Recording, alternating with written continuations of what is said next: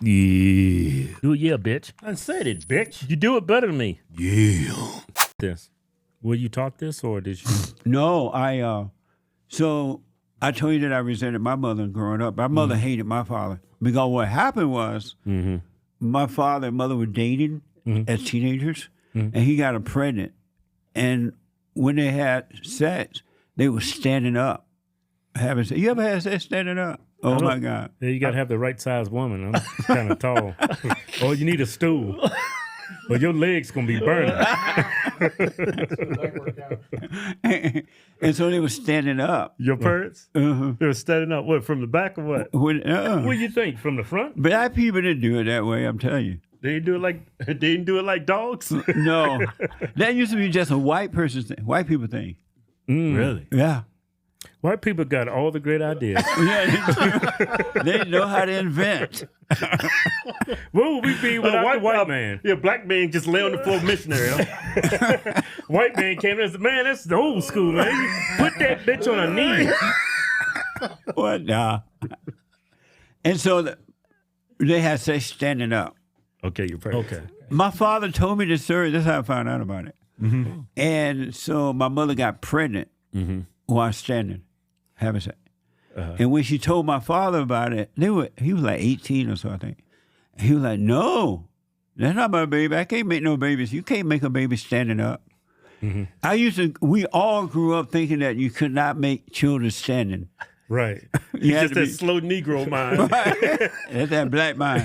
Y'all thought gravity wasn't going to allow her to get pregnant. Huh? Right. Yeah. You had to be laying down. And so he was like, no, that's not mine. And my mother got mad at him. And from that point, she didn't want me to have anything to do with him. And Because he with lied. me. Because he denied it and blah, blah, blah, right? So she got married to my stepfather before I was born because it was an embarrassment for black women to be pregnant and having children out of wedlock. Right. So she made sure I had a father, Right. in the house. And so she didn't want anything to do with him, and so she tried to keep me away from him. But as a kid, I had this longing for my father. Yeah, of course. Yeah. Really, something was missing in my life, Yeah. and I knew it was my father that I was yearning for. And I would ask my mother, "Oh, forget about him. He doesn't care." But I wanted him, and I didn't care about what had happened with them. I wanted my father, and my mother was nice. She provided, she did everything she's supposed to do.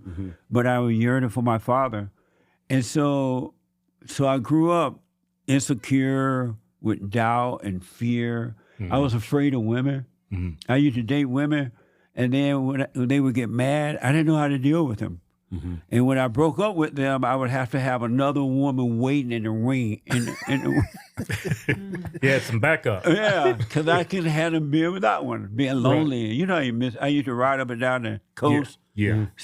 Sing that song, playing that song, sitting by the dock of the bay. Oh, yeah. Remember that song? Yeah. Otis Red. I used to love driving from L.A. to Santa Barbara on a Sunday, feeling this loss for my woman. Yeah. I was missing her. Yeah. So I would have to hurry up and get another one. But when they got mad, I didn't know how to deal with it. And I'm like, wow, I'm afraid of women. I don't know what to do. Used to be a beta, huh? All beta. Beta. And so I finally had to be going to church, and I would ask the preacher, I'm like, look, I have fear. I'm afraid to deal with women in the right. What's wrong with me? And they would say, oh, you need to pray. I'm like, but I'm praying. Yeah, praying fixes everything. Right. You need to read the Bible. I'm reading the Bible. Right. Though I could never learn the Bible, I could never remember the Bible. Right. Yeah. Yes. Y'all ever read the Bible? in Yeah, Old I've read it, English. but it's like in Old English, and it's just the way it's. I could never remember the Bible like the other Christians. Yeah. They can quote that Bible like and nasty and mean as hell. Yeah. Yeah. A lot of people use that Bible to for evil. Yes. Yeah. 100%. Yeah. And so I could never remember. I'm like, but I'm reading the Bible. I'm volunteering at church. I play by, and I'm still have fear. I'm still afraid. So finally, one day, long story short, I asked God, you know what? I have all this fear, and I'm doing all these things. The preacher tell me it's not working. What is wrong with me? Why am I so emotional? And honestly, I forgot to ask. And one day I was getting up to go to work, and I was in the mirror dressing, and he allowed me to see that my heart was evil. I saw this wickedness inside of me that it was a darkness I'd never seen before. And it just came at a glance and I saw it. I'm like, wow, I didn't know I was so dark on the inside. And then he caused me to realize that come from my mother that I resented her, because prior to that, I did not know I resented my mother. And so I knew I had to forgive her. And so she came to L.A. to visit her sister. So I went over to visit. And driving over there, I was in fear. I was trembling because I had to face her, right? And you're afraid of who you hate. Whomever you're angry at, they control you. And so I got there. I get into the house. I'm like, hey, I got to talk to you. And the devil was telling me, oh, you're going to mess up her vacation. She's having fun. You know, black women get together, they laugh and loud, and they carry on. But I said, hey, I got to talk to you. She went into the room, and I said to her, all my life, I've been resenting you. And I realized now you couldn't help yourself, and I'm sorry. I realized you couldn't help yourself. And in that very moment, God forgave me, and everything changed. He took away the fear. He took away the doubt. He took away everything, and I've been growing and understanding ever since then. That's why I tell you, got to forgive. It's not. You're never going to be free. You're never going to have perfect peace until you forgive your mothers and your father. Yeah. And you can literally have perfect peace and still have an amazing time in life. I'm enjoying myself. But you got to drop the anger. Yeah. Yeah. You don't have to be angry. It's abnormal for human beings to be angry. Right. You did an interview with a gay pastor. Yeah. Right? How did that start? What It's like an oxymoron. Those two don't go together. But I've noticed when I go to churches, a lot of preachers, pastors, and I was totally oblivious to this when I was younger, but now when I look at pastors and these people that call themselves men of God, they're all gay. That's because when you were younger, black people had more dignity about themselves. They had issues, but they didn't advertise it. They didn't flaunt it. They may not have understood how to overcome it, but they didn't do it. But now black people, like the white people, they tell everything. And they think that that's who they are. They promote it. But in the good old days, that was unheard of. You did not put your... homosexual pastor? I am a homosexual pastor, yes. How long have you been a homosexual pastor? I've been a pastor for 8 years, senior pastor, and then before that, I was a youth pastor. Oh, okay. Why do you think that God would call a person, a homosexual, to be a pastor but not change him? So I don't think that God majors where we minor. I think that we put limitations on God that God doesn't have. And if you go to seminary or something like that, there's a thought process that God could possibly be a woman, or that God could be this, or that God could be that. That God can be whatever it is that you need him to be. You believe that he can be a woman? I believe that God can be whatever it is that you need him to be. So could it be a homosexual too if you needed him to be one? You know, I didn't know that guy was gay. Yeah. Oh, you did? No. I could tell as soon as he opened his mouth. No. The way that I found out, he had another guy with him. And so while they were waiting to set up the studio, to get ready to start, this other guy was sitting out in the audience there, in the auditorium there. And I asked, who is that? Because I thought maybe it was a bodyguard or something. He like, that's my... Oh, he's a bodyguard, all right. I think he said something like, that's my husband. Yeah. Oh, or they gonna get married or something like that. Yeah. I'm like, really? And he said, yeah. What Bible are they reading? Must be the homosexual Bible. And so I said to him, so during the interview, because I never ask people their private business at all. I never go personal unless they bring it up first. And then I ask them about it, right? But I never go personal. And so I asked him, he said to me, I'm going to get married. Those two guys. I said, really? This was before the show started. And so during the show, I asked him, if you guys get married, who going to be the husband? Yeah. Who going to be the wife? And right away, he got ticked. Yeah.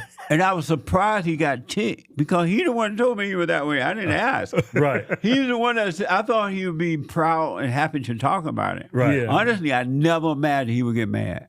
Right. Because he had said to everybody in the room that was going to be his husband. Or they were getting married, right? So I'm like, well, who's going to be the wife and who's going to be the husband? So, Just set them off, huh? and I didn't know he would get mad. The same thing happened with a Catholic priest I interviewed.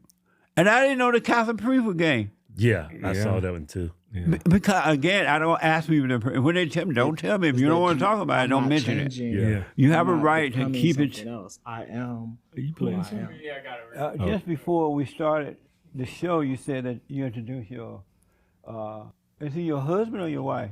Is that your husband? Yeah, He bring gonna it be up your on the husband or screen. your wife? Oh, it's not. Yeah, we don't see it. I'm gonna end this interview. Why? Because we're ending this right now. Why you want to end? We're ending it. Well, Take wait, this come off. back. Take this off. When you want to have a real conversation, I'm call having- me. I'm- No, you're bullshitting me. I'm not gonna be a part of that. Come take this off of me, or I'm gonna take it with me. But why are you running? Come take this off of me, or I'm gonna take it with me. Please take it off of me. Really, Because come take it you're off. disrespecting me.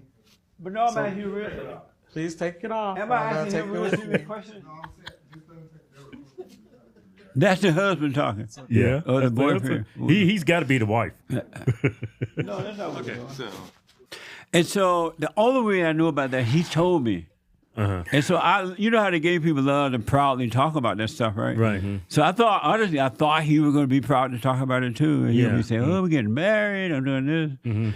But he got mad, and I was surprised. And I was surprised when he left. Really, I I was surprised. still And don't then- understand what Bible he read. Then we had a gay preacher come.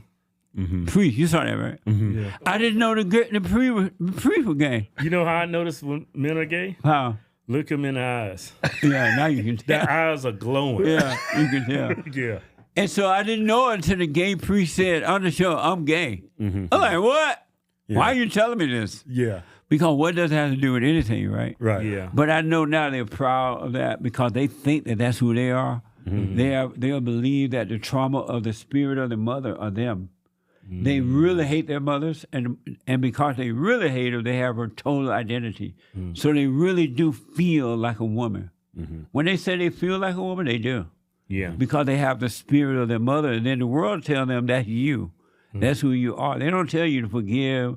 That's not you. God would take it away from you. They tell them that's who they are, and then they organize and start an organization, and they suffer. Yeah. For eternity. Yeah, they're lonely, they're lost, they're empty, they're alcoholics and drug addicts because they're still lost. Yeah. How you feel about like gay couples adopting kids? No, Yeah, I'm totally against it. yeah, I'm not for that at all. That should not happen. Right. Yeah. It should not happen at all. But that's the world we live. This world is hell on earth. Because of women. Majority No, of you're right. things I is know you're wrong saying- is women. Yeah, it is. They bring hell into the earth. The gates of hell comes through the woman. So you know how they And I want to say though, it's not her. yeah. It's that spirit in her. Right. Yeah. Yeah, we're here with Chris. He just won a Ram giveaways. 47 edition, turbo diesel. Yeah. If you're in it right now, go right over here. Yeah, keep walking. Said, follow me over here. Keep on walking. Look over there. Y'all know about the Raptor we giving away. It ain't nothing but a lifted Corvette, man. It handles like a Corvette, handles like a sports car. Yeah. That truck's crazy. But we got something else we want to show y'all. We also giving away this Jeep Rubicon, Can-Am Parade. Yeah, lifted. Yeah, fully loaded. And the reason why we do this, because y'all support us. So we're going to support you. Right now, we're giving you 10 times the interest. Spend $10, you get 100 interest. Spend 1,000, 10,000 interest. Go to FisherHorseTwins.com. Anything you buy on our site, get you automatic entered to win all our giveaways. No purchase necessary. Void where prohibited. See official rules for details. Yeah.